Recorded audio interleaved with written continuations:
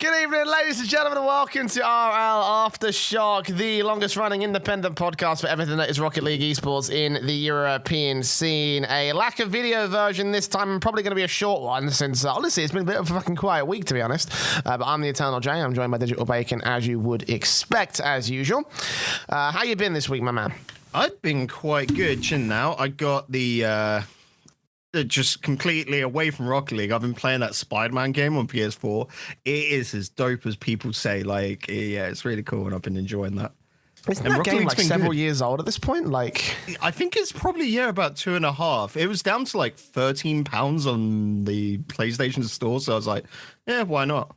You know, and I'm one of those scroungy gits that waits that long to pick up a game. In fairness, actually, I've been looking at some games that I've had on my radar for a while, like Super Meat Boy, for example, is one of the games I wanted to pick up for like years. It is so good, but I can see myself getting so fucking frustrated at it. Another one as well is Stardew Valley, which I've had my eye on for a little bit of time. I don't get the hype around Stardew Valley. I love Animal Crossing. Well, I played like a DS version of like Harvest Moon way back in the day, and I sort of like I didn't get addicted to it, but I enjoyed it enough to the point where like it was my go-to handheld game, and this is when I was really fucking young. So you know, I kind of just have fun memories of just wanting sort of like a resource management and simulation game. Another one I've wanted to look at as well is that I've actually really been enjoying watching people play Football Manager, and I was hoping there'd be like an esports version of that. There's none. There's none. Let's not go into Insomnia from what was it 2 years back or something like that, where there was fucking hell. How big was that prize pool? Was it 15? It was 20K? fucking nuts. It was like 20K for a Football Manager tournament. I couldn't fucking believe what I was seeing. Like Rocket, why the fuck are we here in Rocket League, mate? Insomnia getting 20K sponsored by FIFA to run Football Manager. Mate, nah. Buddy, we all know the real esport is Farm Simulator. Come on, like we've seen that go. Oh boy, you gotta get in there. Like this is ground floor. We got to see some actual. I thought you were going to say auto chess there. To be honest, like, I was wholeheartedly expecting, considering what we talked about just a moment ago. But no, I feel you on the Rocket League thing. Honestly, I feel like really bad. I feel like I'm just going to contribute nothing to this show because I've just been stuck in CS:GO, launching SSP1 this past weekend. Which, for those of you who don't know, it's been revealed now. It's basically my own personal fucking broadcast studio, which looks really sick. Everyone knows about it now, even to the point where I was at Blast Pro Series on Sunday, and fucking the Blast staff and the CEO actually like came to me and said, "You've done a really good job in the studio," which was just like. Oh, it's fucking glorious, boys! Get that recognition from an actual production company is not too bad. But that does mean that this is going to be a bit of a short one because I won't be able to contribute much to the conversation. But we're still going to run a show because Bacon did the whole viewing party of the EU RLCS on Sunday. If you go back to the Twitch channel, then you can go ahead and watch those VODs and see what Bacon's live thoughts were of those matches. But this week, we'll be breaking down all of those matches, plus a small little story, not a story per se, but certainly something we wanted to note about the way that Psyonix are responding to people nowadays. And we have a question from the Mailbag from Velixo coming up on today's episode of RLAfterShock. So let's get into the news in massive air quotes, because I don't know if you could consider this news, but I didn't know where else to put this in the show. But it was an interesting little thing I wanted to bring to light, because we talk a lot about how Psyonix are not very transparent, and the way that they need to sort of improve that, especially after the open letter which they had to respond to. We were like, going forward, they need to be more, more proactive in engaging with the community. They need to be more transparent with things going on. And we're seeing steps in the right direction. Ian obviously came out after the servers went down and had to explain things and he was a little bit sort of like, vague on how things were going down, but this week, a post went up on the subreddit about the Intel World Open thing, where this guy basically complains like, "Hey, I've actually heard nothing about the Intel World Open," which is true. Actually, we've heard nothing, even behind the scenes. We've heard sweet fuck all about what's going on outside of a couple little details here and there about team participation and stuff. But we haven't heard much at all. So this guy posts on Reddit saying, "Hey, what's going on?" And Scheist, Psyonix Murty, comes in and basically says, "Apologies, but information will be coming soon." And he even opens this up to the point where you could DM him and get your email signed up so you can get a bit more information about what's going on, which again is a step in the right direction. I just fear that at the moment, with the way that Psyonix have held their own, I feel like this might end up becoming the norm where people just acknowledge the problem and then never really answer it per se, because this is very sort of this still reeks of like sort of Psyonix PR control to a lesser extent than before, because obviously they're engaging now, which again is a step in the right direction. But this could have been the perfect opportunity to clean things up as to why it's taken so long to have information being put out. Yeah, or at least give in the coming weeks, there's always a little bit of an annoyance of like, oh, so it's a soon TM sort of deal. Yeah. So I always make a joke of, and like you said, nothing has actually changed at all. It's just the fact of they're acknowledging everything but not giving any of the answers, and we'll just have to wait. But the problem is still underlying of Intel World Open. We expect this for June time, and that's still for a lot of normal people is getting in pretty close. So you've got to book time off work or try and, arrange flights, trying to arrange accommodations and all of that. Luckily, the qualifier is going to be in Katowice, which is actually quite cheap to go over and stay, isn't it, Jay? But the finals, if you're trying to plan to go out to where everyone's imagining it is going to be out in Japan, that's going to take a lot of effort to get everyone out there. So you need as much time as possible put on, to the point Street Fighter has been known about for ages, and a lot of the information that we say is just purely second hand of Street Fighter, what you would imagine would be the same shit different day, And then it should be noted as well, that's not even reliable sourcing on that particular respect, but that's all we've got, because all the information pertaining to Street Fighter could be completely fucking different for Rocket League, but because we've got nothing else, that's all we've got to go off of. We have to just assume that this is what's happening with the state of the tournament. And especially considering this is supposed to kick off immediately, basically as soon as the RLCS is over. It doesn't feel like it's going to be.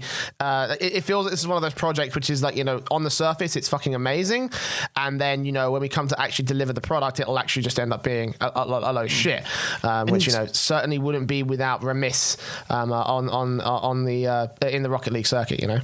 Yeah, and definitely when the Intel World Open is actually a big bloody deal. We know the number of orgs that were looking into Rocket League and eyeing up teams purely for this event, generally teams that already have two players of the same nationality. We know Vitality would have been a big draw to bring it in Alpha, was purely for this. So they had a full French team and could, boast about it. It's their boys. They're not only representing France, but they're representing the whole Renault Vitality roster at one of the biggest tournaments that is going to go on.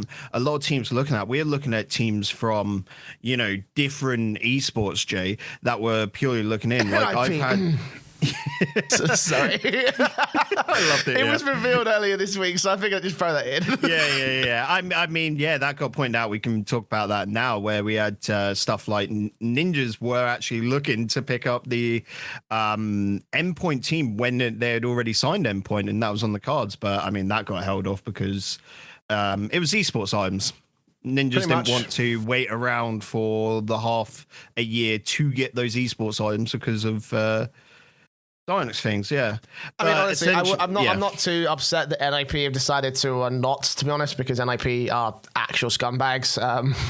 Fuck them. They're dodgy. You've got to be careful with Ninjas. They're dodgy as shit, but it's they're some of the most legendary players representing that organization, especially in Counter-Strike, right? NIP players in CSGO are fucking legendary. And not just in CSGO, in fucking CSS and CS 1.6. So, to have those guys be screwed out of, hundreds of thousands of dollars, is nah, mate. Nah, not on. Especially with we've ever got enough scummy organizations coming back, especially with the return of Red Reserve, excuse me. I'm not too upset about that, but for other organizations coming in, especially with the criticisms that we've sort of leveled at the developer, to see this sort of slow transition into being a little bit more engaging, a little bit more transparent, surely that must be somewhat appealing to those guys, Yeah, and it's just coming down now. I think the only change I would like to see to this response would just be more like a clear-cut date. Just purely an idea of when to expect this, because otherwise it just leaves a bad taste in your mouth. It's just, like I said, the soon TM sort of response of you just happen to then linger. You haven't really been answered. But if you actually give a date or a time frame, you can just be there. If they just said, expect it in next weekend or whatever, you can there go, oh, okay, then I don't need to check back in the boards, don't need to hassle you guys for more information. Other people can see it and just go, oh, okay, so we'll just expect an answer around then. But I think the worry there is that Psyonix suddenly go, oh, if we get pushed back by another week, we're going to get all the fans, hassle us even more because we haven't delivered on time. But it swings and roundabouts, but it's still, nothing has really changed at all.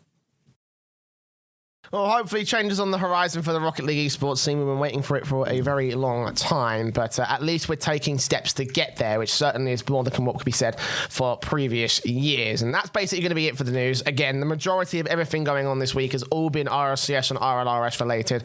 But we did have a chance to get a bit of a question in from our mailbag section. Of course, if you join the Discord, in the show notes and video descriptions of every single episode of the podcast, then there's a mailbag channel which you can send questions and topics to us. And chances are we'll answer those questions and discuss those topics live on an episode of RLAfterShock. And this week we have one from Velixo, who talks to us about the bubble scene, one of our favourite topics, Bacon, on this show, I think. He asks, do you think an active bubble scene with more events and higher prize pools, but with no or few RLCS teams participating, would be enough to foster good talent development, or is cross-pollination with RLCS teams required?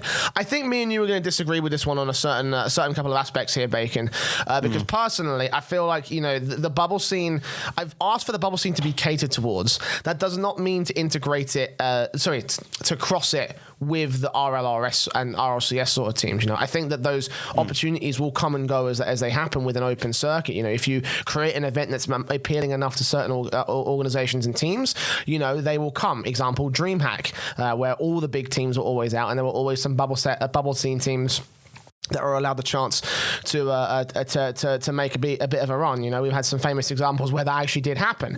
But I think for the scene itself, like just in terms of its own individual development, it needs its own individual circuit of events and higher prize pools and such like that. The crossover is always going to be the gap is always going to be obvious.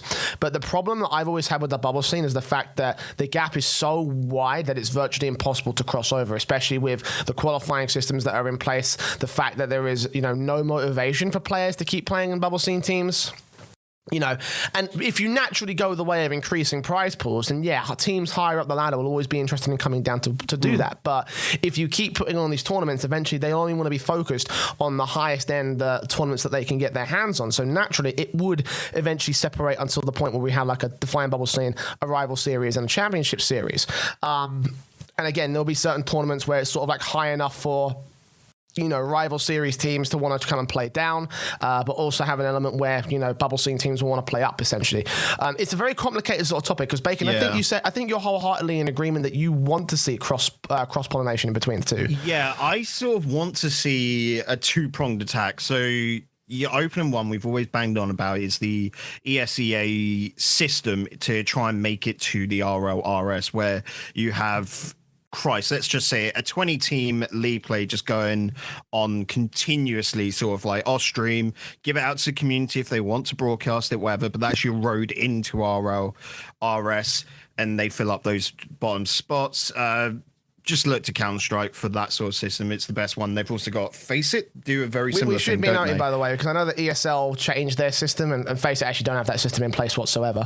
But ESL changed their system, so it's semi-exclusive. So when we talk about the ESL and ESEA system, we're talking about the ESL ESEA system of old, from before this current season and previous seasons before, where that is basically exactly how it worked. But please continue. Sorry, I just had to add that in. Essentially, no, thank you for clarifying. Where you just have different ranks. Let's just say right now you'd have rank A, rank B, rank C, 20 teams in each, and then you just have like a little shift in every 3 months, in line with the RLCS season, and you make it your way there. Then as a second prong, do you just try and up the number of LANs that are currently going on? We're not talking about big LANs. We're talking about, your Insomnias, out to, say, Netherlands, got to work with Gameforce, which was quite cool, but just trying to up those so that you have your bubble teams around, but then you try and get the 1 or 2 pro teams. Generally, we know a lot of pro teams would be happy to go along to 10K tournaments, even 5K for some of them, of the RLCS teams. As long as everything's paid for, they're fine to take, a weekend out of their time because they're not losing any money. They're paid to do it. Happy days. And then you get that sort of cross-pollination there. But it requires both. You can't just have one without the other, because naturally if you have that ESEA or ESL format, then you're only going to get those bubble teams going up against each other. So you're not going to have the growth level, that experience going up against RLCS teams. But then, Jay, like you said, if you just have the lands, well, then they're going to get knocked down. The RLCS teams are just going to take all the glory each and every time because they are the stronger teams. And then with those lands, they're not constant enough to actually warrant the teams to stick together. At the moment, I think the biggest thing for bubble teams is to have a reason to stick together after they don't make the RLRS. We all see it after every play-ins. They all break apart and then only come together once again. Once there's an announcement of next season, that off-season, there has to be a reason to stay together and grind. And that's improve. The reason why I love open circuits so much, because it provides outlets for both of those solutions to be a thing, so that way you can compete in the Rocket League, open series, which promotes to the rival series, which promotes to the championship series. But then you've also got tournaments outside of that, one of the most common tournaments that I end up working actually is a tournament called Loot Bet CS. You may or may not have heard of it, Bacon, but it's a bit of a shit online league. It's not like a massive sort of deal. Honestly, it's not really... It's not that kind of thing where it's like everyone's going to rant and rave about it, but it is the kind of thing where it sits outside of the main circuit, but it also provides opportunities for some lower level teams to get to get involved and to improve their skill and to compete against some high level squads. We've got teams like Hellraisers and AGO competing in this tournament, but then you've also got teams like the Isaac Boards and fucking Team Unique, squads that you've never fucking heard of, who have come through an open qualifier system, and they're playing in this sort of tournament outside for $30,000, and they're playing this tournament outside of the ESLs, the ESCAs, the Flashpoints, the fucking majors. It's a tournament completely separate to all that, to allow those things to cross, to allow those two tiers of tournaments or those two tiers of competition to cross over. And that way, not only does it benefit those teams, or not only does it benefit the opportunity, not only does it give the opportunity for lower level teams to prove themselves in a higher level environment, it also contributes to the scene as a whole, because that way all teams will learn from each other. The rival series and championship series squads will learn from the bubble scene teams and learn what they're going to be up against in the next season if and when they promote, and then the bubble scene teams can learn from those guys to help improve their own game and therefore improve the underbelly of the circuit. And that's why I push so much for the 5,000 cap to basically just be abolished. I think that if we just allowed anyone to run a tournament within a certain couple of restrictions, like not conflicting with Psyonix official tournaments, and then everybody benefits as a result. A rising tide raises all ships, as they say, and that's the reason why I think that we need to open up the floodgates a little bit. Well, and this whole sort of the third tier to Rocket League would be perfect for someone like ESL to come in not and even just ESL, run with. How about Faceit and their integration? How about you gave it to Smash, for example? They've already got API access. Both of these sort of both of these companies have API access, and they have sort of the infrastructure to essentially run a third tier below, which could have theoretically have infinite number of teams. So why not just let's say go on, guys? Let's make it happen. Let's fucking go and make this shit happen. But no, the opportunity's there. No one's bothering to say, hey, let's take up the groundwork. Even if you put $10,000 into an open tournament, mate, everybody would sign up. Not because of the money, That's the thing. You don't even need that. You don't even need that, because not only is it attractive to open to bubble scene teams because they've only been stuck at a maximum of $5,000. They'll also get the opportunity to go even further higher up the ladder. It's a fucking perfect solution, easy peasy, cheap as chips, so simple from any sort of basic esports mind.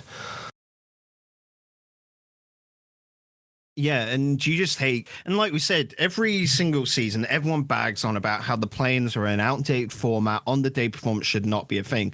You still need an aspect of on the day because you need it every single match day, but the way you do it, like we said, use this third tier, and then say the top 8 teams, whatever, from however many teams, let's say 20 trying to think numbers. Yeah, just go 20 teams or whatever from like their own little league play that's been running, 2 nights a week, get 2 games in. It's not that hard to sort of like facilitate that, is it now? And then you get those top 8 teams, and they're the ones we see on the play-ins bracket on that absolute awesome broadcast where it's a lot easier to function. When we were there with Rival, we're just waiting for those games to come through. I remember we started a little bit later than we were expecting, but then once we did, every single game was ready through, and it's a little bit of a clusterfuck when some players are having to wait 4 hours so that they can get on stream. It's a little bit silly because you lose out on that steam, whereas if there's a more structured way of doing things, it'd be so much better for them. Plus, these guys have earned their spot into there, and they're going to get the limelight. It's not about, teams that just drop on out so early in the play-ins, and everyone's a little bit disappointed by them, like we saw from May Contain Nuts in previous seasons. And like previous 2 seasons, I think that was, to try and make it on through. If there is just more structure, more of a clear-cut way to make it into the RLRS, for one, the orgs would try and stick in because there's that sort of like weight below them, and you relegate into that ESEL sort of format. You don't just get straight knocked on There's out. Like a bit of a safety so that net. there's a little bit of safety. Yeah, that's it. Because that's the problem with RLRS teams right now. You can get picked up for and the money is ridiculous. It comes down to the players themselves, but anywhere between 1,000 to 2,000 euros a month. But it comes down to the orgs wanting to jump in for that. And the contracts are only 6 months, which isn't really great. And I'm saying 6 months. It's basically 3 months because that's what it is for the, they do it by a per match day sort of basis and try and equate it on out because they're not going to pay you for, the following 3 months where there's nothing going on. There has to be constant stuff. And then it would allow, orgs to come on in, like you see with Endpoint, for example, Jay, within CS, where they'll broadcast their own games. You could see, I'm just going to say right now, let's say Big come on in and they want to pick up a German Rocket League team. It's not the biggest shout on outrage shout in the world, but they want to also broadcast all of their games in this ESEL format where they just want to continuously ESEL combination. Yeah. It's a shit between the two. Yeah. But you know what I mean? Where they just want to come on in. You can see a lot of the Spanish orgs do that as well. When you think of the Movistar guys and that, where they just want to create the most content, the most bang for their buck. And this would provide that where you just go, anyone can broadcast these games. You just got to ask permission, get signed up on the day, and we'll just send you through, the access so you can report on it, get into the games and see it that way. It's not the hardest system to put in place. And we're just there going, after so many years, we're coming up to the 5th anniversary of Rocket League, and we're asking still for even from a broadcasting perspective, it also allows opportunities for streamers and casters to build their own brand.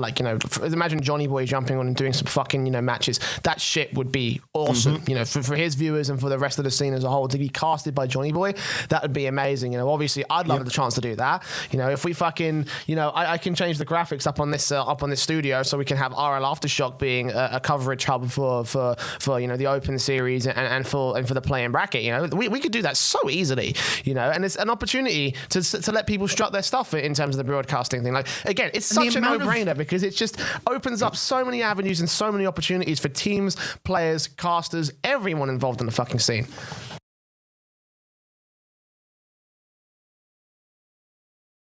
Yeah, and you bring it up about Johnny Boy. He's a more known dude. He's not going to do each and every week, but he just comes to one week where he doesn't he just doesn't have anything planned for that evening. He can set it aside, and then you get that sort of where it gets generally 1,000 of viewers and that many eyes on your format, and you're getting such a return of interest because really you're putting down no money at all.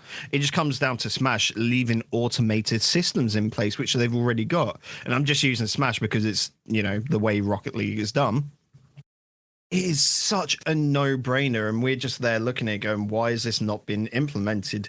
And to me, it just seems like everything below RLRS, and to some degrees, even including RLRS, anyway, is an at this point we're afterthought to digressing because we're going to go on a tangent about how Psyonix are shit. But that must be a given by this point if you're listening to the podcast for any length of time. But thank you again, Velixo, for sending in that question. And again, if you want to get involved in the show, the best way to do so is through that mailbag. Again, the Discord link is in the video descriptions and show notes of every single episode of the podcast. Click it, jump in, join the discussion, join the pick and prediction show, which unfortunately we don't have the results for this week. I'm going to wholeheartedly blame Dex. He's a busy man, but fuck him.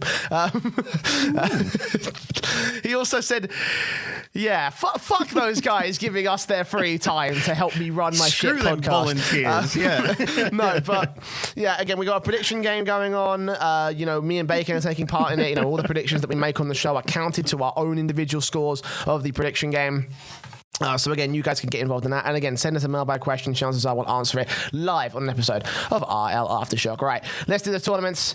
Obviously, round 1 of the Rival Series and week 2 of the Championship Series have gone by this past gone weekend. And it was an interesting little time there, Bacon. A lot of little stories cropping up. The big overarching sort of storyline from everybody, though, however, is the thing we've been talking about for the past couple of weeks when it comes to the meta talk. I think Breezy said after we did the play-in show that the meta game was shifting. I think you agreed with that after we covered last week's matches. Well, just to refresh us real quick. Explain to me this new meta and what the strategy is to approaching matches as a whole. Your opponents, but yeah.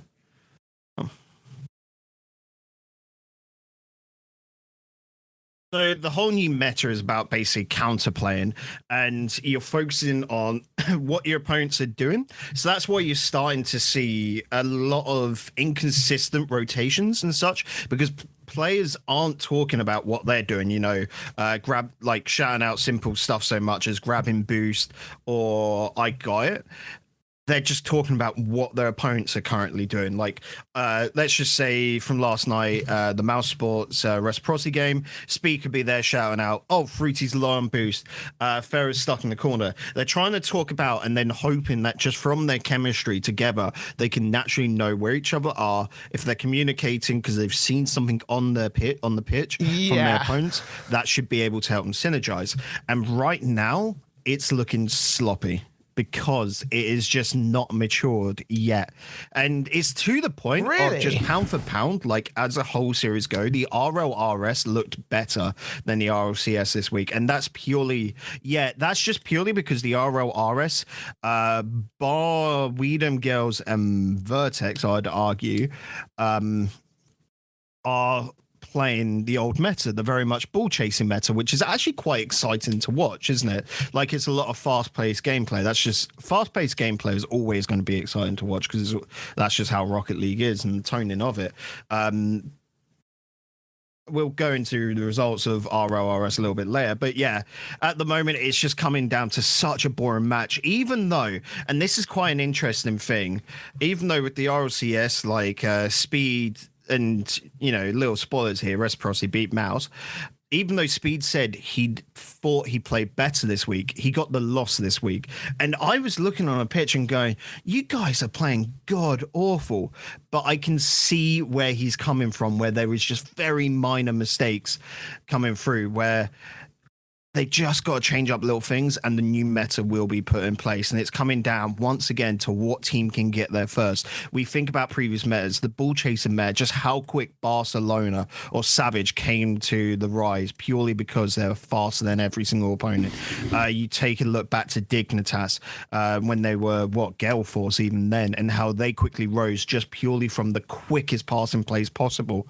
And this right now is on the cusp of being great. When we come around to Worlds, it is going to be such a counterplay meta, and I am scared of that because it's either going to be the most boring Worlds there ever was, purely because it's all slow. It's waiting upon your opponent to make a mistake or create an opportunity, and then you just punish it.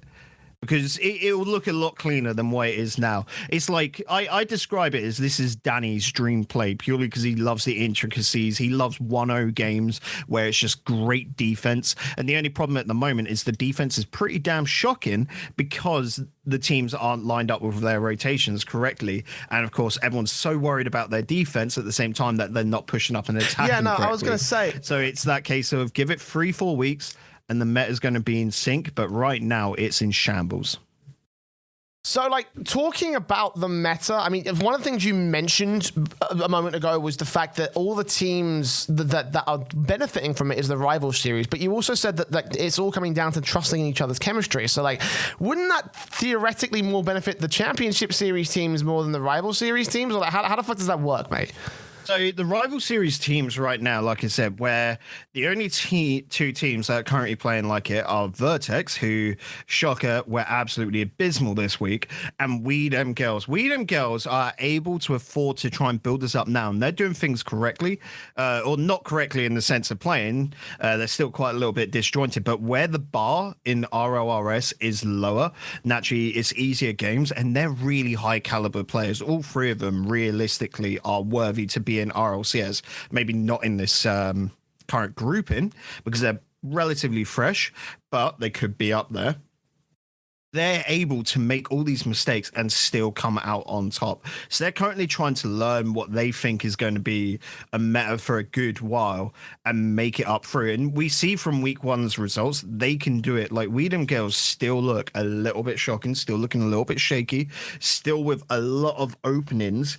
And you'll notice as well, this current meta can really, really hold up against super fast plays. It couldn't like right back at the start of the off season because players were really, really shaky at it. But now it's coming head to head against, you know, your bim bam, your really fast style and being able to take it out pure because you're stopping any momentum in its tracks.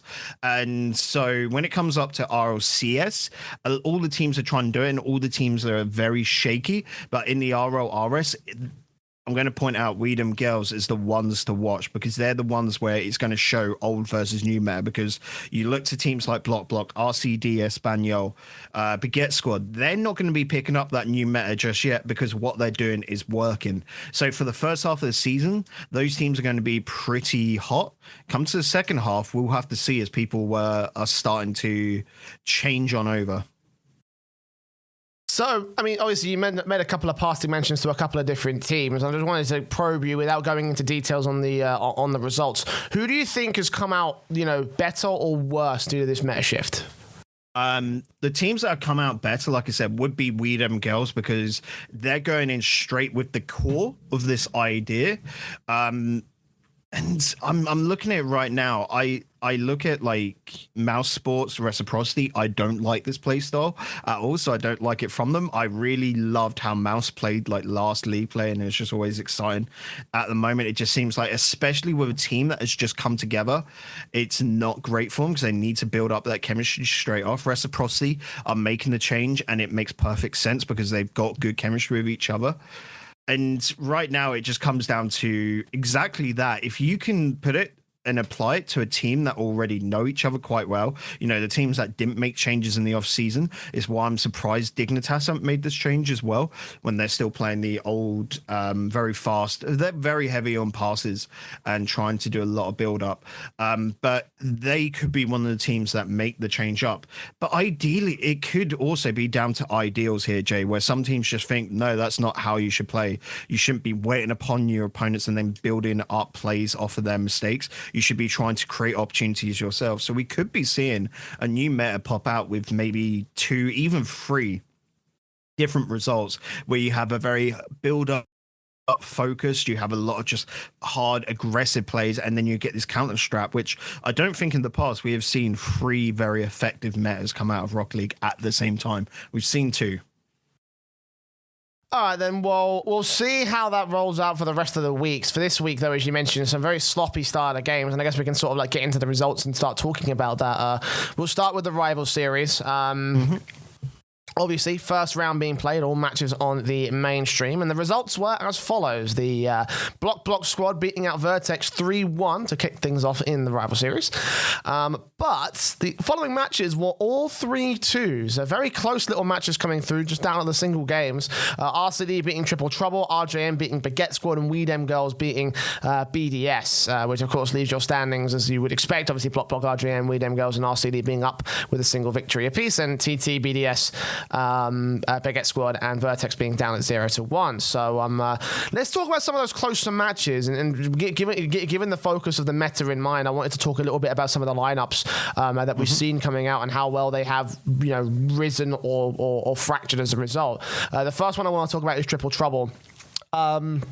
Obviously, I've repped them. I've rated them pretty highly. I thought that Bluey's introduction to this team would allow them to be among the top sort of 2 or 3 in terms of the rival series. But not a great start for them, losing to RCD. Again, a close little matchup. But I guess kind of to take stock into what you were saying as well. You didn't share the same sort of opinions that I did in this team. Well, Triple Trouble I do rate, but then not going to be the highest of the highs straight off the bat. Going to quickly bring up Wikipedia on my screen right now. But I think I was the only person here to actually rep RCD Espanyol for win this game, and it purely comes down to Triple Trouble don't have that chemistry yet. They just brought in Bluey. He's a big change up from Burrito B, last season, isn't he? And so they've got to learn a sort of new play style whilst adapting. They're adapting the old play style to fit him more. It's brought in more pace, which is good, but it's not so close knit. Going up against RCD Espanyol, who I'm just going to say had a very, very poor start. It took them the 2 games really to get swinging. When they are swinging, Jay, you remember from the rival series, this team, if they're on form, is the strongest team in RLRS at the moment. I don't predict by the end of league play that they will be, but currently coming on in, they're the fastest team. They've got the most synergy between them. They're just so damn aggressive and so clutch on their jump across net defense that they just look the best team there is. Like I said, coming towards the end of the season, I think We Dem Girlz will take that mark as they improve themselves. And RCD aren't going to change up their play style, are they? Because they've got something that's working for them right now and is making them the strongest team. There is no necessary reason to change, because if you start making changes, they're going to create mistakes.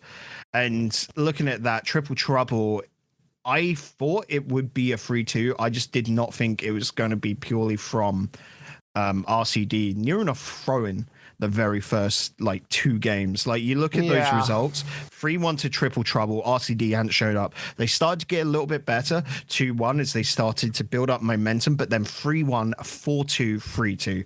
Don't get me wrong, Triple Trouble were coming back at the end where they had figured out how to play against RCD Espanyol, but it was just too late. It's just the fact that RCD were able to play their own game style and Triple Trouble weren't ready for that. That to me just means that they probably need to do a little bit more homework, a little bit more research in this team, because they're going to have, if they struggle against RCD Espanyol, there's a very similar play style for Block and for BDS, so they would warrant looking at how these teams play and how to counteract them. And it really comes down to the macro of the game, making sure that you control the boost primarily because they all work off speed, but then also at the second part, making sure to just basically pass it about a little bit more, confuse them up, because you need to pull those defenders out. And that's a naturally hard part because Triple Trouble was still trying to work off learning each other. So adding on the fact of learning other teams, it might be just a little bit too much. But naturally, their caliber, like I said, they're going up against the top team, I think so, at the moment. And it's a 3-2. Signs that down the line, when we've got next week coming up, and Triple Trouble only have one team next week, Vertex, compared to how Vertex played this week, it should be an easy run for them. So it's a good little bit of resting room for them. I mean, talking about going forward though, Triple Trouble still have to take on all the big sort of new names. Obviously, Blocker in week 3. In week 4, they have the week off, but after that, they've got RJM and then obviously the Bagguette Squad team after that. But some of the teams that they've got coming up are really going to be fucking tough as well. Even got when it comes down to the metagame, those guys. Obviously they're so set in their ways because they've been around for such a long time. They've been competing in rival series or championship series in 2 cases. And I'm just sort of looking at this squad you know, like how much adaptation do they need to sort of like, you know, make in order to try and combat some teams like the RCDs of the world? So, yeah, next time they'll face off against RCD, if it does happen, of course, we'll be promotion players. But I could see RCD coming out very top. What they need to change up, one, is just making sure that they're in correct positions. Quite often, a lot of their build-up plays, a lot of their attacks broke down just because one man was way too far back trying to grab boost, for example, not realizing that there was a required 3 men up front to hold that midfield line. Or secondly, just on the defense, no one really, like they let in a couple of silly goals purely because all 3 players are upfield. No one actually facing their own net to be able to retreat back and make a save. So there's a lot of just runaway balls, and that just comes down to experience with each other. Once they get that figured out, they'll be pretty much on form and setting the bar for top 3, because Triple Trouble, they're all RLCS players realistically. Rix Ronde might be the only borderline player, but he's still fucking fantastic, and they just got to hold it off and realistically just keep trying to battle out.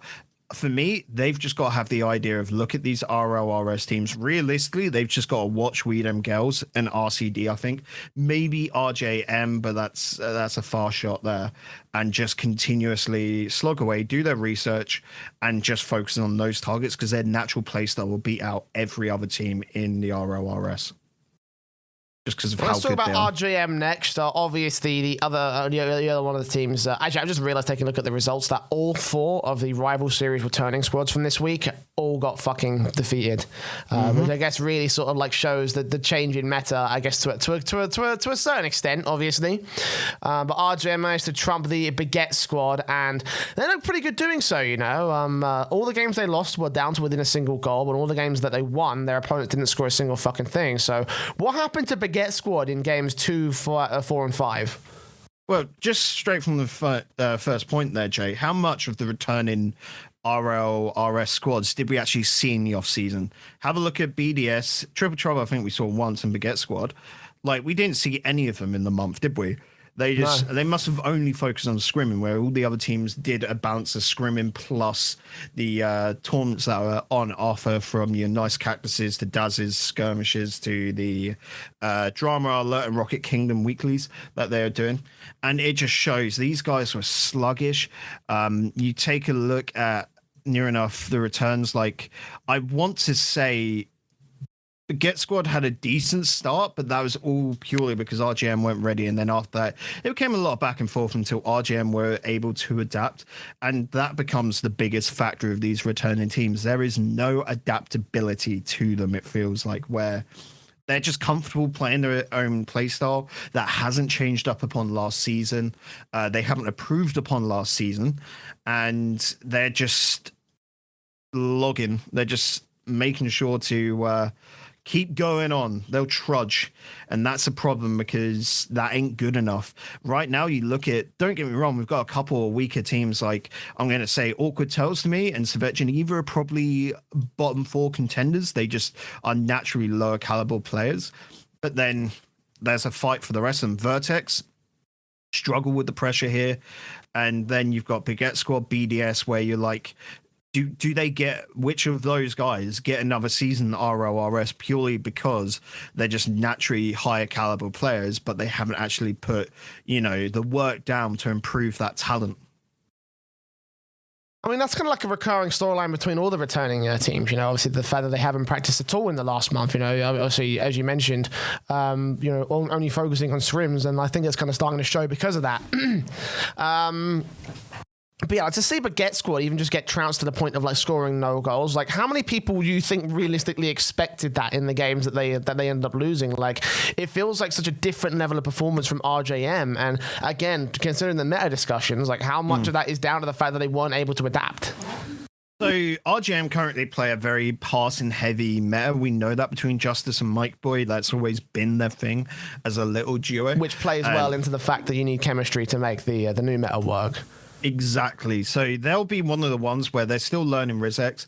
I don't expect them to change up their playstyle until the off season, just because they're trying to get a little bit more comfier with each other, and Rizex does fit in quite nicely. Who knows? But yeah, going up against Bagguette Squad, which again, they've got the same team as last season. For me, it just seems a little bit of complacency, where they were just quite happy to be in. You do your scrimming just to keep playing and keep yourself refreshed, but it doesn't feel like there was any innovation put in. So when they're put into this situation where they've got to adapt to a team where I don't know if they've scrimmed them at all, but it just didn't feel like it, like they were going in blind. They came up, aces in that first game where RGM just couldn't really get things started. And then after that, it was a lot of just, okay. I don't know what we're doing in game 2. Game 3, RGM did fall off a little bit and made a couple of silly mistakes. Bagguette Squad were able to pounce to those and get them, but they really didn't have a true way to combat RJM in an effective manner. So even though it is a 3-2, I would argue that RJM really had a much better showing there. Well, We Dem Girlz also had a better showing as BDS. This was the team that we took a look at, and we obviously I mentioned the plateau is coming through. I think you mentioned before the season started that this will be the season where they finally drop off. But against a team like We Dem Girlz, I honestly think that this is actually not even a bad result for this team. Considering the new signings, considering the fact that they got the games that they won. Again, We Dem Girlz didn't score a single goal. They were still single goal differentials in those games. 3 and 4s. But you consider the caliber of We Dem Girlz and how they did get pressured to a certain extent, and it's like, well, hold on. This is a team that we've also seen make some seriously, silly sort of rotational mistakes, bumping players out of the way and potentially opening up some dangerous openings for the likes of teams like BDS. So obviously you watched the series. I didn't. I have to ask you, is that truly the case? Is that, once again, are those problems coming up, and are they affecting We Dem Girlz or what? It is. Like, it was to the point, everyone was there going, oh, this could be a 3-0 to We Dem Girlz. And I was like, you can go back through the Discord. I called it straight there, and I did it in my predictions. I got this perfectly bang on 3-2 to We Dem Girlz. And it's all because We Dem Girlz, Jay, if you remember going through any of the off-season, they'll win the first 2 games and then throw the next 2. And I mean literally yeet that right at the wall. It's splattered up against it. And they just look and go, that's a nice little bit of art. Oh shit, we're 2 games down, let's win this last one. They just I don't really understand what happens to them in games 3 and 4 to just give up. Like, they don't give a shit anymore. It comes around to game 5, they finally realize, oh shit, this is game 5, we've got to win this now, and they'll go and win it. And that is every single fucking week, it feels like. Don't get me wrong, we'll go into next week against Servette Geneva. It won't be the same case because they'll naturally be able to play that half-hearted style, I think, anyway. But when they go up, We Dem Girlz have got RCD Espanyol next week. They are not going to be able to do that once again. And I just do not understand it. And again, Jay, you see all these bumps. I criticized Greasy during the play-ins, like, for just getting caught up and saying, stay back. In week 1, I don't know why, but that must have angered him. And like, he got right up into attack and did quite good on attack. Don't get me wrong, showing that he can be very effective there. I just think it's there going, you need to think about, guys, the best way for this team to get promoted. Don't think about, the greed of yourself. I want to get this goal. And how can I improve? No, you think, how can the team improve? And that's a problem, especially when it's really odd with the playstyle that We Dem Girlz are going for. And you'll notice that generally during those 2 games which they threw, I think I saw in total 1 pass during those 2 series. That's bad. Especially when you've got a team that, like, we always talk about the Ixo and Breezy connection, and those 2 can work with each other. The same for Greasy Meister. He can get right in amongst the mix there. And they're just going thoughtlessly, ball in front of them, run it straight into their opponent's net. That's going to get blocked out. It's like banging their heads against a brick wall. And it seems like they enjoy doing that, which is really odd. But there's the potential there. They just got to sort out their own, mental issues going on with that squad to just really drop off. Because this is a team that could make it into the RLCS next season and do well. But I don't know. They're just holding themselves back. And on the opposite end, BDS, it was an abysmal performance from them. Monkey Moon had a decent showing, but that was really it. it's just that, yeah, BDS shouldn't have been given one goal. This should have been a 3-0, but We Dem Girlz were the reason why they didn't 3-0 them. I mean, you talk about that team complexion, everyone going up to the strikers role, and I'm starting to get, like, again, I know I talk about this all the time when you have, like, a team based off of strikers, but I'm going back to the Savage sort of comparisons from, like, several seasons ago, and it's like, will We Dem Girlz suffer from that because of those issues, or is there a way in, or is there some sort of, like, you know, something in the team composition that we're not seeing outside of the fact that everyone likes to just bash their head against the wall? Is there potential for them to reel it in and, you know, is it sort of formation around the three-man unit? I think the problem is that all three players have got the ability to be the star players, you know? And I have a massive problem with that purely because I think Greasy is a fantastic defender. And that's why I was there going, yeah, he doesn't want to be a defender. With you wholeheartedly. And I'm just there going, what the fuck are you doing? Like, you want to make RLCS? Like I said before, it's not about you, it's about the team, isn't it, Jay? Like, that's always the case in every single team-based sport. And he is just so clutch. But the problem is that when he should be that third man back, his two teammates will jump for the ball. If there's a little mistake, he'll follow it up thinking that he can get a goal. And that just leaves them open for opportunities. There are so many chances for overcommits. And that goes, I point out Greasy because his are the most obvious, but all three of them do it. And that is a massive problem at this current meta. If they go up against We Dem Girlz, go up against one of those counter-strat metas, like from Mouse or Reciprocity, they're going to get hit so hard with the ugly stick, just purely because their flaws are massive. Currently, right now, when they're going up against, you know, teams that are just trying to play that fast ball chasey style, it's okay, just purely because they can get that ball off of them and sort of like make it a little bit dysfunctional. But if they were to go up against a team that is trying to aim for the same goal as they are, you know, trying to get that same meta in place, they're going to get hit so hard purely because their flaws are so big that those mistakes will just get instantly counted. Like I said, that leaving no one back in their own half of the field means that if you had a team like in any of the RLCS teams, they'll just see that, pop the ball right up and over, easy, long sniper shot downfield. And that is a massive problem. You'd go from being like We Dem Girlz looking one of the best teams currently, just purely from their caliber, to looking like one of the worst teams purely because they get scored on about 5 times in a single game. And they've got to fix those issues of just spacing on the pitch and knowing when to attack correctly with each other. Well, we'll see if they can fix those issues going forward into next week, because they are up against Civet Geneva. You think that they're probably going to end up having an easy time with that? Honestly, I have to agree. I guess now's a great opportunity just to talk about next week's matches as a whole, actually. RJM are going to be taking on the boys from the Awkward Turtles to kick things off. We Dem Girlz in second match take on Civet Geneva, RCD versus Block, and Triple Trouble versus Vertex. Then on the B stream, which is happening a day later, RCD versus We Dem Girlz, Bagguette Squad versus Civet Geneva, BDS take on Block as the final match of the overall week. So what do we think, Bacon? Let's get some predictions in first.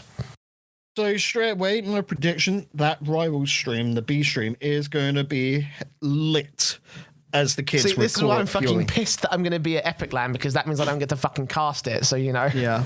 I don't know. We haven't got our sign-up sheets as of the No, Rival have not asked us to do it yet, so like we're still waiting on that little call, but I digress. I don't know the reason, because the NA side have got, I think, their sign-up sheets for availability, but yeah, hopefully I get on that, because I can't wait. I think that We Dem Girlz versus RCD is going to be brilliant. Bagguette Squad going up against the Vet Geneva will be very interesting for me, because right now we were talking with some of the players, and just Mirroring's got to fix his problems, because he is potentially a fantastic player. We're talking about this on the viewing pie, I think it was, and just how if that lad can just change up mentality, stop being so nervous, this team could do a little bit of damage. And I'm hoping against Bagguette Squad, who are one of the weaker returning teams, they can do that.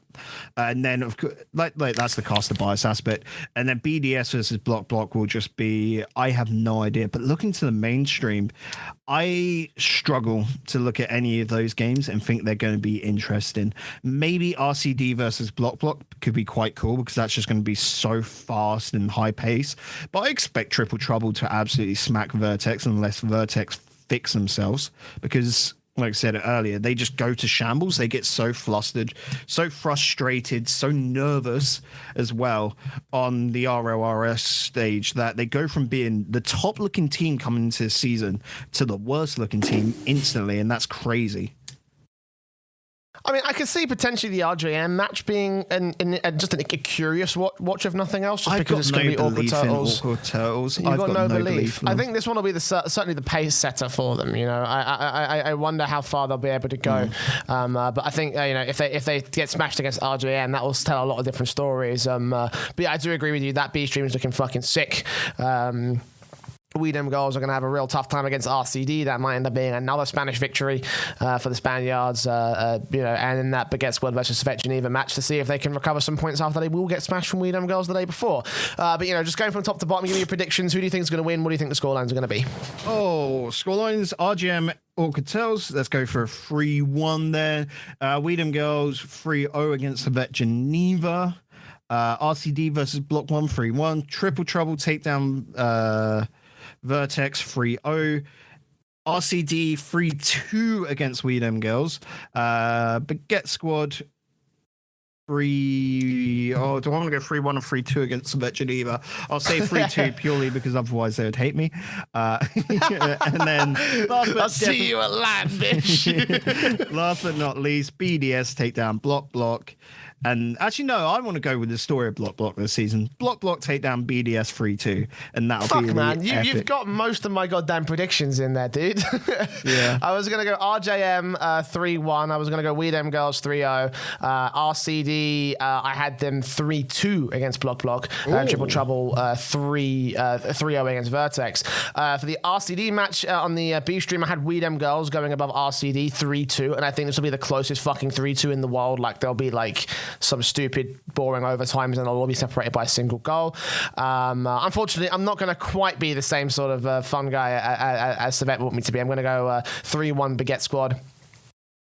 And yeah, I think Block beating BDS 3-2. I've got big hype for Block, especially after that week 1 performance of just like Vertex shat themselves. They were quivering in the corner, scared. And I'm hoping that just gives Block the the boost they need. Again, like I said, that's why I want Svet Geneva to win this week. And why Awkward Turtles, if they don't beat RGM, they're not going to do anything this season. They've got to get that win under their belt now. They've got, like, I know for Awkward Turtles, it's their first fucking game of the season, but it's... You got to hit the ground running. Like, we saw what happened to Echo Zulu last season, and it's 2/3 the same roster, It's the same with, like, I feel a bit bad for Svet Geneva because their first fucking match of the season is against We Dem Girlz, and they're just instantly, like, it's David and Goliath's story welcome to the there. fucking rival series, bitch. Welcome to the rival series. Now get in the corner. And Svet Geneva just there, like, they just got to take that, realize that, it's going to be a loss, but learn from your mistakes. Who knows? Svet Geneva, if like I expect We Dem Girlz to throw at least one game from their mentality, I was just saying. So if Svet Geneva can just suddenly take that in their stride and roll with it, it could be somewhat interesting because they build up off of that, but who knows? Well, let's move on to the RLCS this time. Let's talk about the Championship Series for a little bit as we enter to round 2 this past gone weekend. And, this was interesting to say the least. Let's go from top to bottom with the results. FC Barcelona beating Endpoint at a 3-0 sweep. Veloce took down TSM 3-1 up. Singularity pulled off the upset of the week by beating Renner Vitality 3-2 in overtime. Dignitas got ASM for 3-1, and then Reciprocity beat Mousesports 3-1, leaving your standings as Team Reciprocity being 2-0 up alongside FC Barcelona at the top of the table. Dignitas pulling in the rear of that three-team pack just by having a single game difference below the FC Barcelona camp. It should be noted that FCB and RAC are tied up at +4 apiece, so they are basically dead even. Dead even also for 4th and 5th position between Veloce and Renner Vitality. Mousesports also pinging in the rear end of that pack with no game difference, and Singularity at -1 game difference behind them. But in the bottom 3, it's TSM, ASM, and Endpoint, all with no wins on the board, concluding your Week 3 standings. So... Let's start with the FCB result, I think is the one that I want to go to, because we have bashed this team from fucking day one, and we saw the opportunity for them to potentially absolutely get railed this season because they nearly got the reverse sweep against Veloce, but this week they came up against Endpoint and they managed to sweep them out of the server. There's still questions, I think, regarding how, you know, the mentality of that team currently working is working, and whether or not the aggressive striking style is really going to work for them going forward. But Endpoint, I mean, here's the thing. I would expect on paper this to be an easy victory for FC Barcelona, just on the basis that they're a rival series team and Endpoint are coming in literally fresh new blood. But I didn't expect it to be this one-sided. No, I didn't expect it to be this one side as well. And I think I predicted Endpoint to take this one this week purely because I was there like, oh, it is going to be one of those FCB are not ready. Endpoint have done the homework. And, you know, I was thinking Endpoint this season realized that they want to get that sixth spot and they're going to be strategic about it. Like, they would have thought this out, lads. They came in and Virtuoso was the only player really alive on that pitch, Jay. FCB were not impressive at all. Like, you look at the results there in the 3-0, 4-3, overtime of 5 minutes, which really shattered Endpoint after that one because 4-0 and then 2-1. And I don't want to witch hunt him or anything like that, but Relating Wave was a shell of his former self. Like, we were in the viewing party, and I want to say it was Tylacto came in and just said, during six-mans, like in their warm-ups, he was not doing well at all. And I think he just came in on a really bad day because there were so many mistakes from him. It resulted in Virtuoso doing a little bit of a Bluey situation where he is just trying to do everything on the pitch and it's hurting the team as a result. But there was no trust in the team at all whatsoever. And it resulted in things like Barcelona realizing this. Flakes went on an absolute tear just demoing. Yeah. He was trying to get them just to be so frustrated and just allow the easiest goals whatsoever. And it's a massive problem. Don't get me wrong, from this, they did get that one goal in game 3 Endpoint because there was a little bit of an overcommit due to Flakes going on those demos. But it just shows that Endpoint, they've got to have a good on-the-day performance. Don't get me wrong, against Renault Vitality, they looked good. They're going up against Renault Vitality, which is a very hard team to crack, but they looked good there. Coming to this week, they looked completely different, and for me, that is worrying because going forward, you know, FCB was one of the teams that on paper before this season, we were there going, they can get a win here. That is one down. You know, that's one which they could get a strategic win.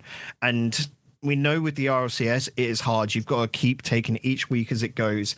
Going forward, where we have 6 games each week from now on, Endpoint might just have, like, I'm trying to look for which week it is. Not until later on, which is lucky for them, but week 7 is the only week they'll have 2 games on. But you got to think, week 7 comes around and they have a bad week again.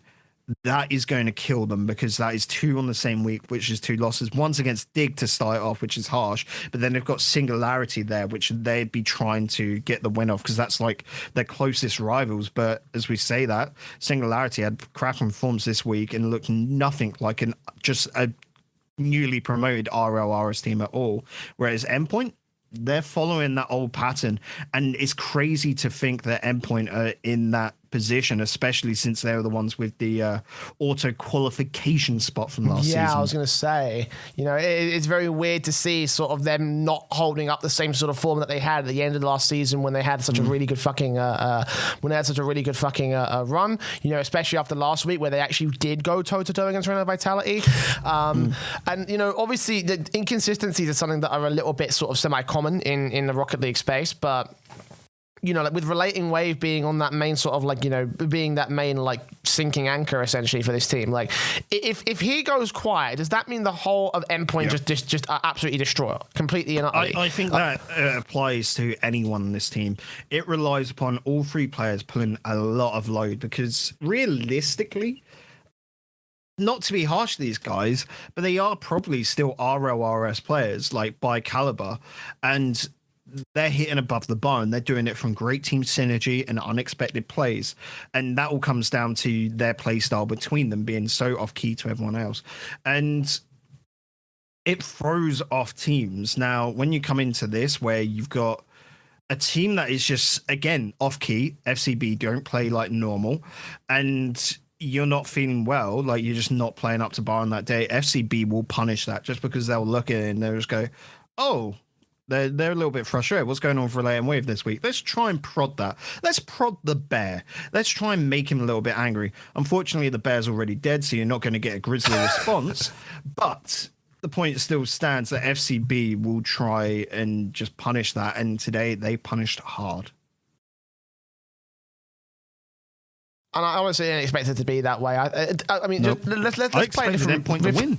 Yeah, before we, I'm just going to say, like, you know, if they were coming up, did we think that they would, if they were coming up in a good form, did we expect them to sort of like, you know, take this victory above FC Barcelona? I mean, I guess you kind of predicted it, so I guess that is a yes assumption from you, and certainly it is a yes assumption from me, because I just, you know, if that's the case, then seeing how they've come up against FC Barcelona, I might have to think twice before picking Endpoint into any of the other results, because, you know, if they are going to be this inconsistent, then we're going to have some serious problems going forward, and what has now become, what was the hottest team coming out of the rival series is now suddenly going to be a little bit less hype. So we'll see how well they do in the coming few weeks.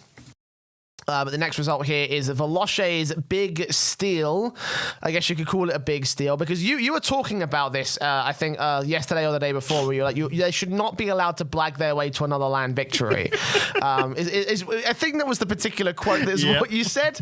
But here's the thing, right? Against TSM, like, it's TSM at the end of the day. Like, you know, we still have a lot of questions surrounding this squad. We're still thinking about whether or not they're actually still good, you know, with this roster move. I'm not too surprised that Veloce managed this pickup here, Bacon. You know, I'm not too surprised at this result. So I picked TSM to win this purely off of week 1. I saw how TSM played against Stig, and I was there like, oh my god, TSM are good. Remco's got a whole new lease of life. I think used the quote of someone put Remco on a mobility scooter. That's how it felt like. But coming into this week, someone's kicked him off that mobility scooter, and he's on his back, legs flailing in the air, screaming for someone to roll him on over. He was just dead in the water this week. And again, I'm just going to say, Octane GG with their stats coverage are fantastic, because in the 4-game series, they do this fantastic thing of rating each and every one. You get a rating of 1, you've pulled the weight of your team, essentially, or that's what you're aiming for. A 1 would be a win and you pulled your weight. In that first game, which TSM won, by the way, Remco got 0.36. That is abysmal. He did shit all. And then game 2, again, it was the whole problem really with the entire team. But the only one before, and game 3 where they lost it, 2-0, he got 0.23. But the whole time, it basically relies upon Metza in this side. Metza and Magnus. Remco didn't have any performance at all. It was a 3v2 by all means, really. And it just comes down to he has got to be fixed. Like that whole statement, you know, I want to say last season, where he said, maybe I should have been kicked, you know, maybe it was wrong getting rid of Ignite. I should have been the one out. Probably, yeah. That is still showing signs even now. Even with Alpha last season, you're only just scraped on by, and it's showing it once again. So, I mean, if by some miracle TSM stay up another season, I do not expect Remco to be on that lineup, because he is not RLCS anymore. It fit in with RLRS and fit in with that whole, you know, the mentality we're saying of you be that player, the old veteran who picks up does a greasy essentially, picks up 2 new hopefuls and just ferries them on through. And that'd be great for him. But right now, he does not belong here at all. And it just shows. Week 1, he got my hopes up. But week 2, he shattered them all himself. And I just feel fooled right now. I feel I'm a little salty over this. You've had the rug pulled out from underneath you. Yeah. And honestly, I have to agree, because, I personally would have thought this one to be a bit more closer, but I would have picked TSM on that basis as well. I still have my questions surrounding them, but, I have to agree with you on the Remco thing, like for who is supposed to essentially be the striker of this team, he managed 2 shots per game on average in this whole thing. It's like, that's fucking nothing, It's like shots per game is like one of the highest stats that you can score in a fucking championship series matchup, and seeing him getting only 2, Magnus and Metanaris is fine because they're not supposed to be as heavily sort of like aggressive as someone like Remco is, and Remco pulling off the same sort of stats as those guys, and obviously, as you mentioned, being the lowest rated player because he couldn't even get many, he didn't get any assists, didn't get any goals, and tried his best to get some sort of he tried his best to get some sort of like defensive going, but even that was pretty terrible and below even what Magnus and Metza were putting up, which again makes sense because that's their play style, and it's like, well, fucking hell, what has this team really got in terms of its own striking power? And yes, they did score game 1 by the skin of their teeth, and in every other game, nothing, no goals, 1 goal for the entire fucking series, and Veloce were basically gifted a fucking game right here, or a series right here, like. This is this is the worst fear that I think I had for a team like TSM. Like obviously when we mentioned that Alpha's sort of like Alpha's departure was the main crutch of this team kind of taken away, and we thought maybe the Magnus Metanaris magic would come back, and then suddenly Remco fucking shits the bed, and now the magic is never going to be even remotely close to being enough. The third man. That is it. Yeah. And last season they had Alpha, who is a god of a player. You're starting to see, like, with Vitality, for example, their problem is that they're still learning how to play with Alpha, and that's understandable, He's coming on into a completely different play style in a brand new team, and he's having to fit in, and Alpha's having to fit in with how both KDOP and Ferry. When Alpha went over to TSM, it was just a very much solo-minded format, so he could get more effectiveness there. But also last season, how it went, they were just able to squeak on through with the promotion playoffs.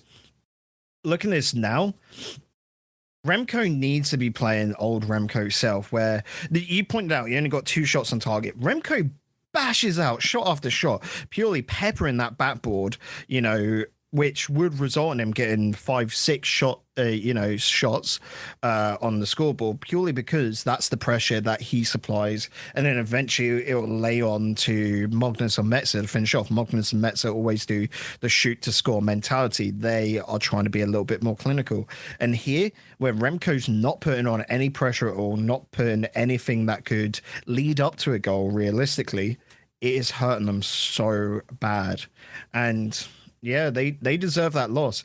Going forward, it doesn't get easier for TSM. Like next week, they're going to get shut out by Vitality, something rotten. And then going forward, they got ASM, and that's going to be ASM trying to really claw back every single game they can. TSM, they're done. That's it. Are you calling it here? TSM are done. As a team, as a team as a whole, like surely there must be some sort of salvageable element to this squad. This is still Metanaris and Magnus here. Like, let's play fantasy for a moment and talk about the salvageability of that particular duo, because obviously now that a lot's not made it into the rival series, he's on the market. Okay, now I know it's going to take a bit of time before they figure out where they want to go from here, but Metza, Magnus a lot, the old complexity lineup. How do we feel about that potentially returning in as a new TSM? Why? that doesn't sound very fucking encouraging. No, just on that thought of bringing a lot back, why would you go from a lot when you've got all these other players coming through in the RLRS? Like that's the way I look at it. When you look at players like Tox Traptonized right now, I feel like he would be a much better improvement to that, to the side, And this is what I'm trying to say. Like, why would you go back? It feels like you're not improving. You're just going from old dog to old dog. No, try and bring in some fresh blood, especially when you saw the Complexity project, right? And how they had 2 old players with that new, fresh talent, and they were sort of all built up of that with Flakes coming on in, and how well they did. Don't get me wrong, they dropped off, and that all comes down to the team chemistry taking a massive nosedive straight into the concrete ground. But that's a whole different factor. Here, Magnus Metzer and let's just say Tox could be a fantastic lineup. And I'm just using Tox as an example, but there are many other RLRS players that could fit on in there quite nicely. List them. Well, you got both Eeks and Breezy could fit in quite nicely there. There's a lot more of an aggressive example. I'm just going through RLRS players right now, straight off the top of my head. We could even see maybe even a Bluey jump up if he has a cracking season so far. I could see Monkey Moon take up that space there. You get other players like maybe even Mellow Shishu from Block Block. I highly doubt that, though, just because I don't see there being a massive connection there. Or someone along the lines of maybe even Rizex finally gets his shot. That's the less likely one. But you know what I mean? There's a lot of aggressive players, and that's what that team needs right now. More of that solo sort of mindset, can do things on his own and actually get results. Do what he's told. Be that hound dog to jump on in. If he needs to hold up the ball downfield, he can hold it up. If he just needs to pull off a crazy aerial solo play, he can do that. And then it allows Metzer and Magnus. Motza? Is that a good ship name for them? Motsonorus, yeah. Motsonorus, that's it. That's their ship name together. Just to be able to think about, okay, how are we passing this? And be that duo in mind. Maybe it's playing very heavily upon that brain dead meta, but this is the natural evolution I see right now, where you have that one player who is just a dog. They're going to chase that ball. They're going to absolutely drive in the corner and cause havoc. The other two play much more structured play and then can build off of that. That's where I see that current meta going, and I could see that from this team. But it's all going to be relying upon next season and one big change up in what has always been their core man that needs to go, because the foundations are not sturdy. Well, this may well be the last run for Remco, so enjoy it while it lasts, TSM fans, and hope and pray to God that it's enough to try and stay up in the promotion playoffs if they even get there. There's still a chance they might even get auto-demoted, but that's the topic for another day. For now, let's move on, because we are now going to talk about the big upset of the week, and the only series, well, the only half a series I managed to get in my busy schedule this weekend. Singularity, the upset of the week, Bacon. Holy crap. Oh boy. I have a few things to say about this one, actually, because like it was obvious. It was obvious to me that Singularity are a team that love to prepare, because they came into this one, they knew exactly what they were doing from the word go. It's still going to be tough, right? Because obviously, when it comes to individual caliber and like, you know, player versus player sort of engagements, Red Vitality have them beat just from experience alone. And the talent level of those players, like, you know, there's no way that someone like a fucking Vo is going to beat Alpha 54 in terms of just a 1v1 duel. So what does Singularity do? Actually, they played really fucking awkwardly. I loved how they positioned the ball in positions that made Renault Vitality lose control a lot over the series. You know, whether it be back passes into their own half so they couldn't reach out and try and get an offensive play going. Then Singularity's rotations would come in, pick up that ball and chase it back down to the other end of the field.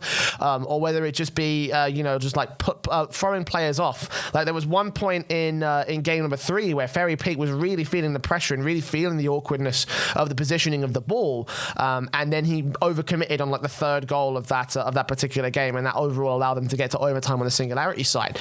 Go back and watch it. It's a very curious little moment of how they positioned off that backboard, and I fucking loved it. You know, it was clear to me that Singularity realized, okay, we can't beat them on our own, so we've got to play like, you know, a really different style of Rocket League. We've got to come into this thinking about how we're gonna, you know, approach this game, and they came out the bell for it, Bacon, because even that last goal, the overtime goal, which everyone's fucking seen, like, that was some baller level shit from Godsmiller. Okay, let's be real. To pull shot and own goal against Renault Vitality, that was fucking beautiful. Yeah. So Renault Vitality like to play very calculated plays. Like, they're always thinking in their head, okay, what is the most efficient? What is the most likely way to win this? How do we, you know, they're thinking in their head, anything below a 60% chance of success is not within question. We can't do that. So when Singularity are rushing you for the ball each and every time, forcing 50-50s, and quite often putting themselves in the favor to win them, so that everything that Vitality is doing is at a disadvantage, It is so fucking clever. It's crazy. And then, of course, we cannot deny the fact that, like, during the first 2 games, I'm going to put it right now, Godsmiller was not playing well. Like, he was just okay. Nolly this week was an absolute champ. Know how hyped we got about Alpha 2 seasons back, Jay?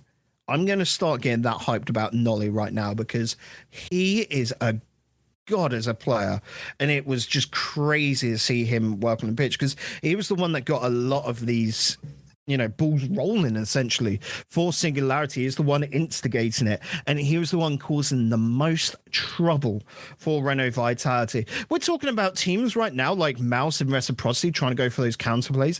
This is how you counter effectively whilst keeping your own playstyle, your own super aggressive playstyle going, where you're trying to force those 50-50s, but line them up so that when the ball, bounces out, pinches out, you've got a man to follow up on it. And Singularity had just played this to a T. Don't get me wrong. This was a Game 5 OT win, and we're saying Singularity played this to a T, but you're going up against arguably the best team in Europe at the moment, Renault Vitality. I mean, you could put on a case for Reciprocity and Mouse, but, coming off of Worlds, Vitality is the strongest team. That's just like a default statement. And you're taking a win, and you're coming up as a team that made it through the promotions. This is, I talked about the David versus Goliath story earlier with FCB against Endpoint and all of that. And you've got that same sort of statement going on here with Singularity and RV. And right now, Singularity have somehow done it. They've cracked it. Next week, they go up against 2 very tough dogs as well in Dignitas and Mouse. And right now, I don't think they're scared. They just go, we've got to put the same plan on into action. They've shown they can do it. They could do it again. If anything, it comes down to Dig and Mouse to look at that game and go, okay, what was Singularity doing? Where are there areas we can sort of work on, especially Mouse, because they're trying to play that counter-strat style. It's Dignitas, which I think are probably going to be the most scared because they're the ones that are going to try and play their own style and not counterplay against Singularity so harsh. So Singularity will be focusing on that and then probably come up with like, okay, let's have about 2-3 different ways we can move this ball about so that Mouse has to adjust to us because that's what they're going to be doing, and we just keep throwing them for a loop. And Singularity could do it. I know I'm basing this off of 1 week of gameplay, but it was such a strong week for them. And we look over to the Reciprocity. It wasn't the biggest trouncing ever, It was a 3-1, yes, but you saw how in Game 2, it went to overtime as well. Singularity are going to be the sleeper team, I reckon, and they're going to be the ones that, yes, probably might come out between 4th and 6th, but they're going to put themselves in good stead and maybe even make it to LAN. And it all comes down to week 3. I've got a little less faith in Singularity than you do. I mean, I still think they're a fucking great team. A victory above Vitality is still amazing, but it's like let me just finish my point. Yeah. You consider how Singularity played against Renault Vitality. You mentioned that they love to play really calculated and prepared on that Renault Vitality side. The Singularity came back to them by throwing that whole calculated line off kilter. But it's like when you come up against a team like Mouse Sports, for example, who are hyper aggressive and they rely on that aggression first and foremost. It's like, well, can Singularity further adapt to adjust to that play style? I realize that it's very in meta at the moment to sort of like prepare and adapt in that respect to try and obviously the meta conversations is trying to read how your opponents are playing, but it's like do Singularity have that skill to potentially pull that off in next week against, as you say, some pretty big powerhouses in Dignitas and Mouse Sports? The problem is that Mouse Sports aren't that super aggressive team anymore, Jay. They've one of these teams that have picked up that new meta of being really, I'm going to say, conservative and counteracting. And the problem is they're too conservative. I think Singularity can punch holes in Mouse if Mouse aren't careful. Mouse have got to do a lot this week to suddenly be able to change themselves around because they look terrible against Reciprocity. And they've just got to start getting a little bit more aggressive. I think for Mouse, they probably need to take a step back, have a little, maybe go to a little bit more ball chasey ways, especially when you've got the power that Scrub Killer provides on the team alongside speed. take a little bit of a look back and think, okay, but how do we implement this correctly? And that's going to be the interesting one. When it comes down to Dig, like I said, Dig are a little bit more predictable in their playstyle, but they're very strong teams. So that's going to be the harder one for Singularity, realistically. But you look at Singularity now, Jay, with how they've performed so far. After week 3, Singularity go up against Veloce. Who would you take to win that? You know, Singularity go up against TSM. Who would you take to, to win that? Singularity versus Endpoint. Just 3 games there, which I'd probably pin on Singularity to win right now. And 3 wins is enough to get you up to 7th and safe into next season. And Singularity already have 1 win against one of the big dogs.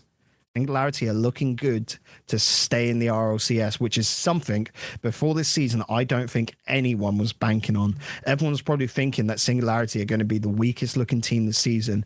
And I don't know what they did in that month off time, that off season, but they've somehow pulled things together, and it's just coming down to the natural chemistry this team has and their mindset about how to take challenges, how to take on opponents. And it is something crazy, which I'm really looking forward to, in like an evolution to that ball chasing style, where it's not ball chasing so much, but it's going in and it's more about chasing opportunities, chasing 50-50s, chasing the ball up into the air to beat your opponent there, chasing boosts to try and cancel out your opponent's boost. There was moments in that Vitality series where I think I saw Fairy Peak with nothing in the tank for way too long. And it's all coming down to Singularity, just making sure to put Vitality in the worst possible scenarios. And that is very clever. That's a crazy point for them. And it's going to be interesting for me right now to see other teams that might be just teetering on the edge. Let's take ASM, for example, where they haven't had the greatest start. Look at Singularity and maybe go, let's try and mimic that. What can we what can we take from them? Because they're getting the results against the top teams. We've unfortunately dropped to Mouse and Dig, but we need to turn this around now. Otherwise, we could be in a dodgy scenario. And Singularity are pushing the envelope for a new sort of way of playing. And like I said, I think at the moment we've got 3 very solid different ideas of how to play Rocket League within Europe alone. And it won't be until the end of the season we find out which is the best. Well, going back to the other side of the coin, Renault Vitality. Obviously, the big thing for them this season was the pickup of Alpha, and we fucking raved about this. We were like, oh my God, Alpha's going to make Renault Vitality the best team in the world. But this series highlighted a couple of the problems, I feel like, with Alpha being involved in this. Because as you mentioned, he's hyper-aggressive. He loves the striking role.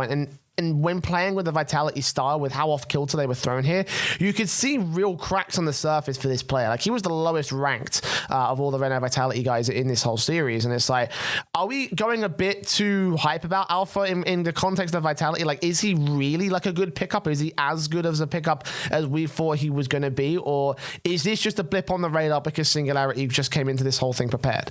I think this is a blip on the radar. And it all comes down to Vitality playing very predictable. They'll play just that standard passing style and a lot of space between them. And the Singularity, of course, the homework and realize the way to beat that. So now Vitality going into next week have quite favorable opponents in TSM and FCB, should be able to hold up off their own account. But it's all coming down to they're playing predictable because they've got to. They're still trying to get to terms with Alpha on the team. So this is a team that will evolve as the season goes on. They're lucky that they're coming on in as a higher seed, and we know that the higher seeds get the hardest opponents towards the back end. Put it this way, they don't get a top 4 contender until week 5 when they go up against Reciprocity. Week 6 they then go up against Dig. Week 7 they go up against Mouse, and then week 8 they get Veloce to finish things off. But they've got another 2 weeks now to still figure out how to take on opponents. Don't get me wrong, they've got TSM and FCB and then ASM after that, but realistically they're easier opponents than the top dogs, and they've just got to work it on out right now. They've got 1 week. Let's try and figure it out. What is the way we want to play with Alpha? And then the second week is let's implement how we want to play with Alpha. And then the real challenge will come against Reciprocity. They have 5 days to do that as of the time of this recording, so let's see whether or not they can do well against TSM and FC Barcelona going into next week. And our final match that we want to talk about is Reciprocity versus Mousesports. This was the one that we highlighted last week as being the game to watch, as the one that we wanted to see, as the one that we wanted to see, because we thought, holy shit, this is going to be amazing. They're going to go absolutely ham. It's going to be fucking awesome. We're going to see the best of Mousesports. We're going to see the best of Reciprocity. Did we see that, Bacon? No, the fuck we didn't. No, we didn't. This is the one we go, don't watch. You don't want to see this. It's going to hurt you if you're a Reciprocity or Mouse fan, because, I mean, a little less if you're a Reciprocity fan, but there were so many fucking things wrong with this series. I can say I saw Berra on the pitch, see ahead of him, the boost got taken by a Mouse player, and then sat on a mid-pad boost until it respawned in. 10 seconds still. Or, well, not 10, probably about 9 or 8 in total. But that was just how bad it was. Mouse, like, they had a good counter to Reciprocity. Don't get me wrong. They were able to just stop everything, well, not stop everything Reciprocity were doing, but stop a lot of their challenges. The problem with Mouse this week is they had nothing to return. They got the ball off their opponents in their own half and like, what do we do now? Let's boot it downfield. Are you going to chase onto that? Nope. We're going to play defense. Guys, you're like 2-0 down. We're playing defense. You realize how this is going to work. We're playing defense. Okay. Yeah, this ain't going to work, is it? We're playing defense. I don't think you're listening to me right now. We're playing defense. Okay, Speed. That's lovely. Next one, please. Now, talking about this brain, like, Speed was in an interview last week. I can't remember. I want to say it was on Rocketeers. Can't remember off the top of my head. But talking about this like brain dead meta, and I seriously think they might have gone a little bit brain dead because they were not evaluating and adjusting at all this series, and it was just horrible to watch. I've seen paint dry that is more exciting than this series. Reciprocity were able to half-heartedly play this, just looking because whatever they were doing was good enough. They weren't being challenged effectively in their own half. Yeah, it's good to stop your opponent from scoring, that's fine, but you've got to then go put the pressure on the opposite end. And it is just the most ridiculous series ever. And I look at that tweet and I'm sorry, how do you think you played better this week, Speed? Because that was not. You can't go from winning 3-1 to losing 3-1 and think that you played better, because clearly there's something going wrong there. Don't get me wrong, you're going up against a very hard opponent in Reciprocity. You're trying to set your core foundations on in with this new meta style, but there is so much wrong with it, and it comes down to just being so conservative. I don't know whether it's a scared tactic of not wanting to push forward, but it was just way too often, like I said, the ball booted downfield and no one there to receive it. You're just handing it on over. You're just playing a game of catch at that point. The problem is that the opponent team have got a baseball bat and are hitting it back at you. You're just there stuck with a glove. Fucking hell, mate. You let your inner Thorin slip for a moment, like, holy shit. Sorry, that series pissed me off because that is everything wrong with Rocket League in one series. I mean, look, I didn't watch it. Again, I didn't get I really should fucking catch up on these series. I need to make some time in the day. Yeah. But, like, even just taking a look at the stats from Octane, like, everyone except for Scrub Killer ranked lower than 1.0 on both teams. Mm-hmm. Like... And yeah, Reciprocity were able to take it because obviously their team formation is a little bit more consistent overall. But like, yeah, like obviously the main sticking point for us was Mousesports. Now they were going to come out of the gate swinging in this fucking season, and it feels like they've gone a bit too far with the whole, you know, adjusting to the new meta sort of thing, because yeah, it's a little bit more calculated, this new meta, but where they've got such aggressive players, where they've got such, you know, where they've got such like, you know, offensively based players. And again, Speed being a striker, Scrub Killer, maybe less of a striker, but cooks it certainly as well. You know, you talk about them and it's like, you know, you look at how Mousesports are supposed to form up, and it's like, well, if they're going to play defense all fucking day, then you're never going to get anywhere, you know. And I think that sort of really devalues what Scrub Killer's worth. Because remember what he was fucking doing for Reno Vitality when they were in their slump, you know? He was fucking the miracle worker of the net. You know, he was doing insane things to make sure goals did not go in for Reno Vitality. And meanwhile, here in Reciprocity, if they're all playing defense, he hasn't got room to shine. It's like, have a little bit more faith in this kid because he's fucking really good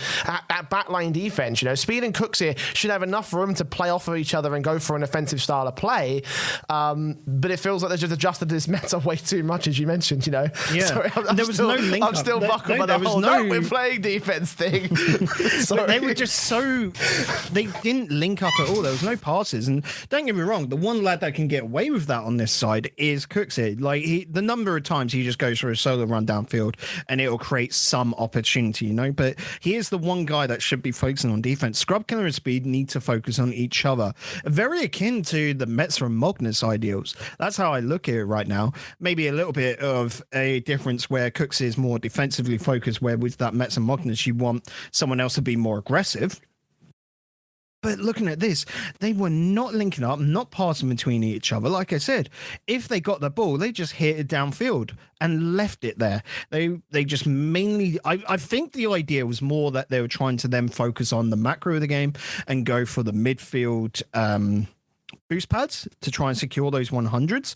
But the problem is that once they got onto those 100s, their opponent had the ball. They already had boost, of course, where they had pressured for so long, and then were able to just get back into the attack. So going for those midfield boosts did not work at all. And I think it was just a fundamental idea of how to play this game against Reciprocity was flawed. And like I said, there was no change up throughout the entirety of the series. When you've got, you know, a best of 5, you have to change quickly. You have to change in that same game how you're playing.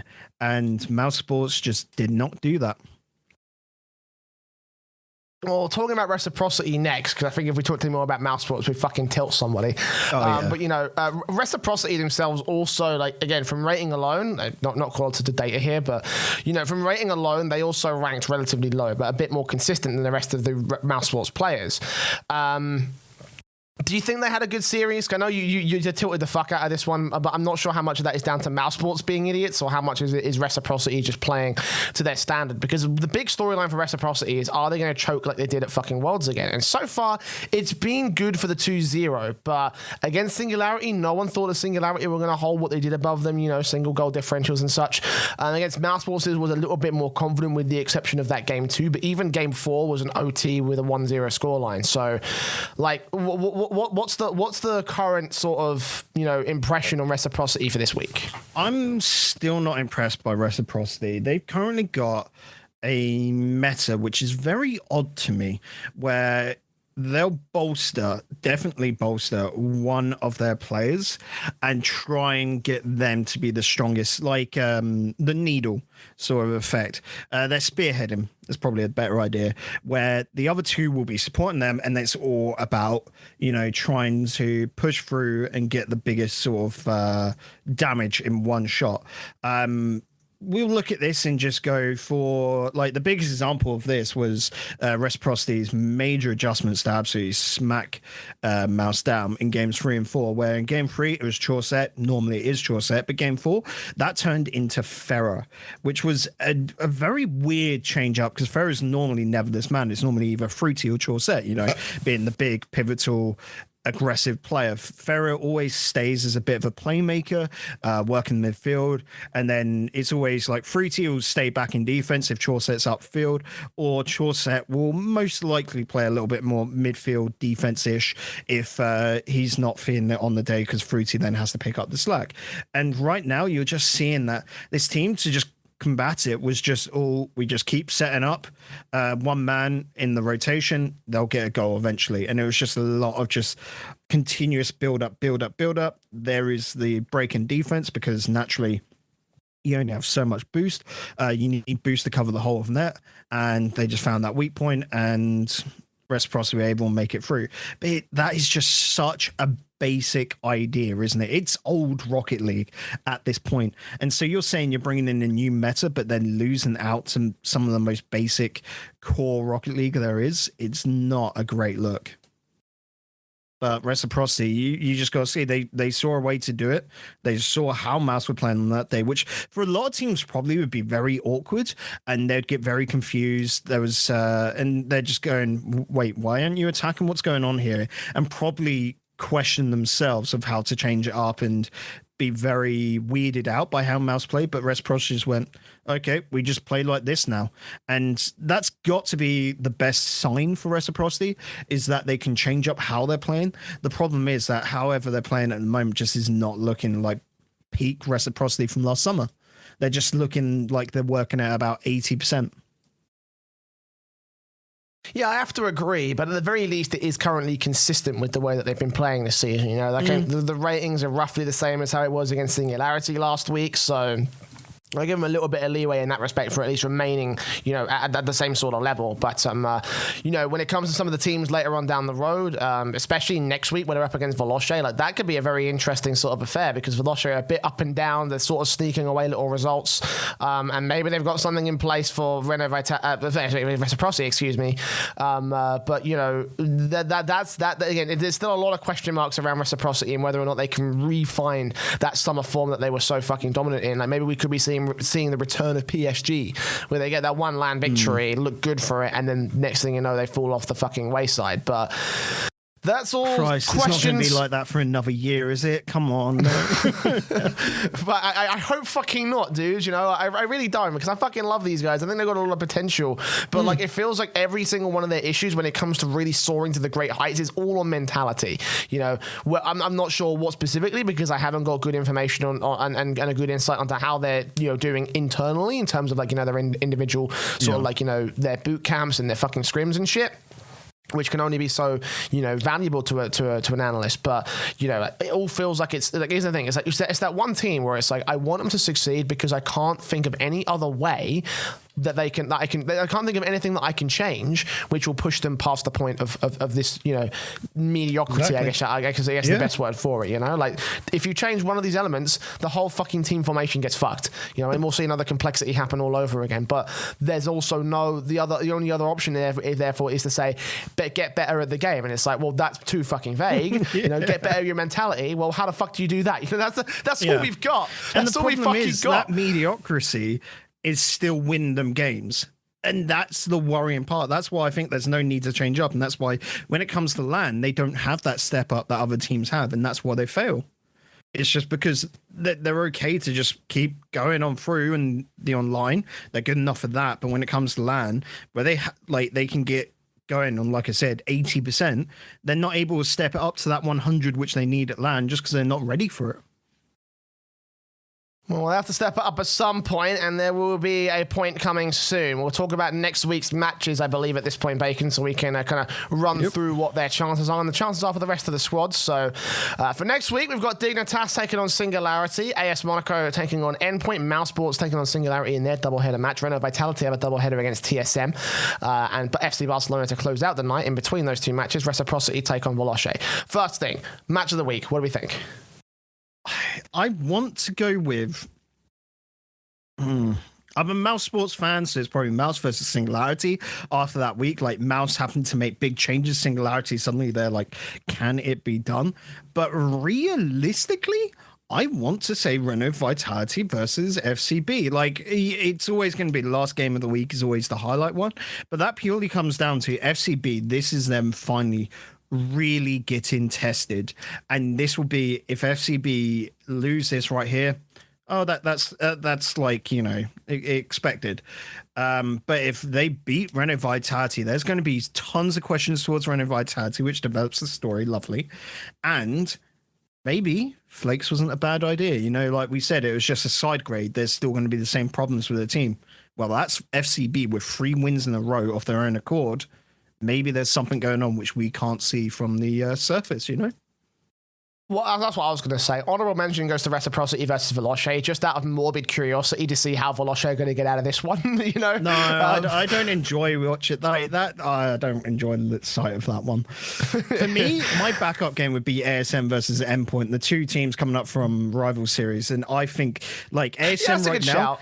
Like, these two teams are both sitting on 0-2.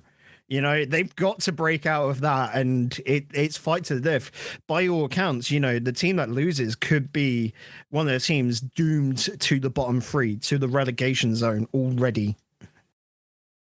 Again, I'm just morbidly curious again because Veloce somehow managed to get away, roughly unscathed against FC Barcelona. They come up with a victory on round 2. So, again, the question for me is how the fuck are they getting out of this one? But no, other than that, Renault Vitality, FC Barcelona, that is a fucking really good one just because it has so much weight in terms of the storylines of these two teams. And, FC Barcelona, they got 2 victories in a row. We thought they were undeserving against Veloce. We thought that they were undeserving against Endpoint. If there's one team where they can take a victory and it'll be like, okay, now we can't fucking debate it, or now we can't fucking, we've got no weight to stand on when it comes to criticizing this team.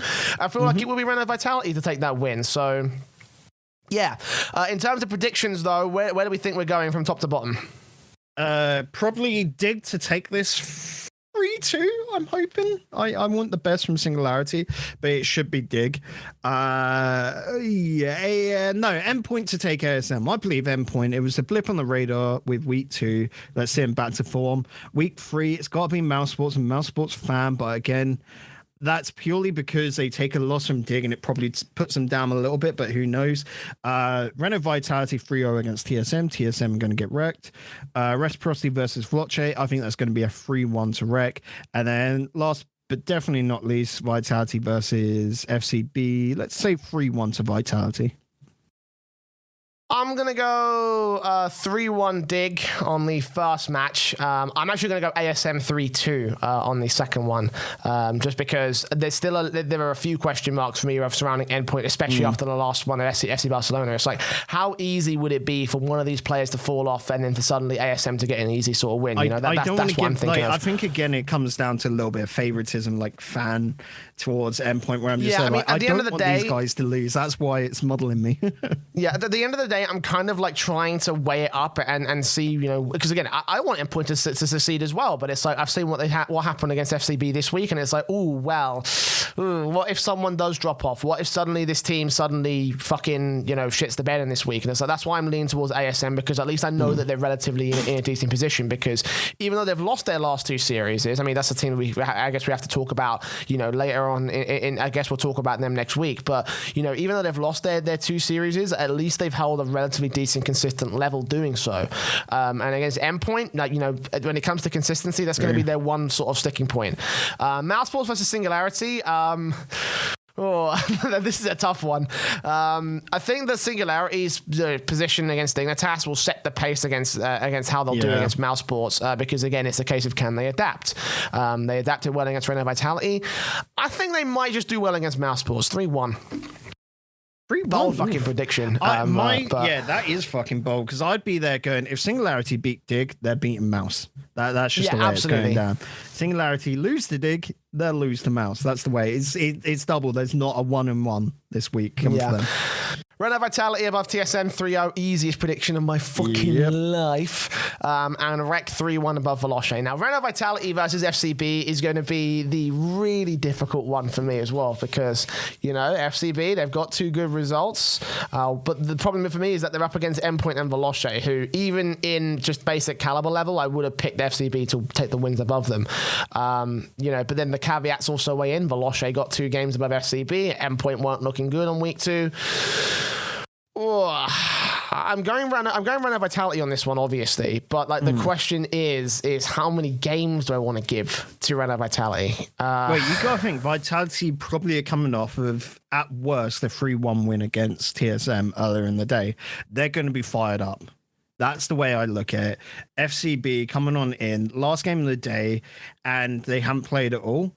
And I don't see them being prepared for Vitality, especially when Vitality are going to be putting in a fuck ton of work after the blunder for them, which was week 2. Don't get me wrong, it was a great week for Singularity, but Vitality, we know everything bar a win is a loss for them. Even if it comes out 3-2, super close, that overtime victory, they're going to be kicking themselves about it. They take any kind of loss as, that is the worst thing to happen in the world to them. So coming into this week, they'll make massive changes, I think. All right, I'll go 3-1 Vitality then. Yeah. So there you go. Those are our predictions for Week 3's matches. The question is, do you think you can beat us? Well, you can try your hand at doing just that by going to the Discord links in the show notes and video descriptions of every single episode of the podcast. There is a mailbag channel where you can send us questions. We answered the one from Velixo earlier today, but there is also a little pick and prediction challenge being run by Dexter as part of our Discord community. So be involved, get in touch, talk to us. We're always happy to answer questions on the Discord that might not fit into the show as well. There's a lot of stuff going on. We talk every single week when it comes to the when we do live viewing parties as well. Bacon's running those on the Twitch channel. So yeah, just get involved in the Discord, and of course follow the show on the various social media platforms. On Twitter at RLAfterShock, twitch.tv/RLAfterShock. Bacon is now doing weekly viewing parties on the Twitch channel. So not only will we stream the episodes live on Mondays and Wednesdays, but we'll also be able to do the viewing parties live on Sunday nights. So hopefully I can do Fridays as well for RLRS. Potentially. We'll see. Again, Bacon will announce it on the Discord. The Discord is where you want to be if you want to get all of our content, or on the Twitter, where we'll also announce it on the Twitter page. But of course, the podcast wouldn't be a podcast without audio versions, which you can find on iTunes, Spotify, Google Podcasts, TuneIn, and all the other niche and major audio distribution platforms. You can go to anchor.fm/RLAfterShock to find your favorite platform or request your favorite way to listen. And with that, that's going to be it for us this week. I'm surprised we managed to go for as long as we did, Bacon. I thought this would be a really fucking short show, but one of the funniest for certain, and one of the most entertaining, mate. Yeah, it's definitely been a non-news packed week, but when we look at RLCS, it was an interesting one with definitely the Singularity, absolute upset, don't get me wrong. But then it's weird as well that the nuances of Rocket League are turning out the way they are with the shift in meta, teams that we don't get to see so often. We got a lot of fresh blood in the RLRS, of course, and then of course in RLCS, we weren't expecting ASM and TSM to really just be such, and even Endpoint to be such wet blankets, were we? No, absolutely not. And a lot of unexpected and expecting things going into the next week. Again, the storylines are evolving. We'll be here to cover it here next week on RLAfterShock. To that point, though, I've been the Eternal J. This has been Digital Bacon. I want to thank you for listening and watching. If you've been watching the watered down video version, again, apologies that there's not been a good video version this week, but just time constraints and general shit. Dealing with SSP1 and SSP2, which is coming really soon. Ooh. Actually, after this show, Bacon, me and you need to do some stuff for SSP2. And again, you want to follow all the regular social medias to get involved in that when it launches in hopefully about a week, 2 weeks time. We're waiting on one big element to come together, then we beta test the whole thing, and then we go straight into it. So yeah, keep your eyes on all the action that's coming up very soon for RLAfterShock. But till that point, Bacon, any final words from you before we head out for another week? No final words really at all. Just this week I'm just there going, I'm just content. We got to get on with our little jobs. Like you said, SSP2 is looking pretty hype. I can't wait to head on over and start getting some stuff together for your new little studio space. Maybe we can bring that to Rocket League. It's just a lot in the pipelines at the moment, which We're is not exciting. fucking bring it to Rocket League, no chance. We just need a sponsor. That's the problem right now. Well, if there are any sponsors looking to host a Rocket League tournament, then hit me up. Check out my Twitter page if you want to see more details on what SSP1 is and what we can do for you. But of course, also the DMs are open as such, so hit us up. Anyways, we're going to get out of here. Thank you very much for watching and listening, and we'll see you back here next week for even more of the Aftershock.